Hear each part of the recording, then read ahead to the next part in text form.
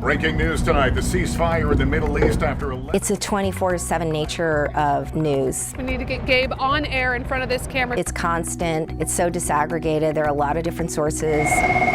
NBC. It's keeping abreast of every move and movement, especially at a leadership level, understanding what to pay attention to and what you can trust your directs to pay attention to. That's the hardest thing.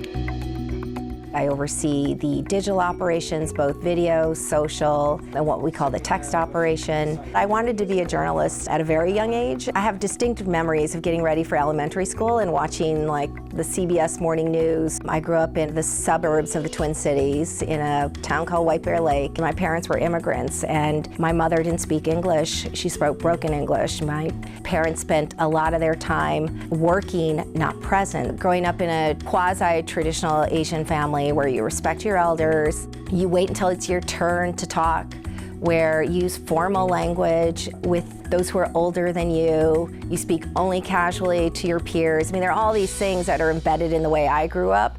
We should be playing to our collective strengths. Some of those things naturally and can, without me realizing, show up in the workplace. I think a lot of my present-day leadership style has been determined by everything I have experienced leading up to this point. I think it's allowed me to be a better listener to people. I think it's allowed me to be a bridge in many ways. Part of the leadership came naturally, I suppose. I like to manage people. I like dealing with and engaging with people. I like to help foster the shape of their career or their development, how they approach managing a story. I've always wanted and enjoyed having a steep learning curve. If I am not learning a lot, if I don't feel challenged, if I don't think there's new opportunity, new growth, then I feel a little bit stalled or static.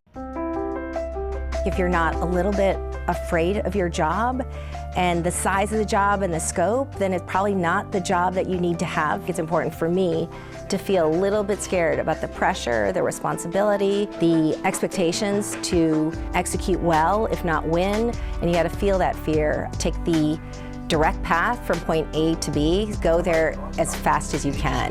Move quickly and move immediately into the field that you want or in the area that you want to develop.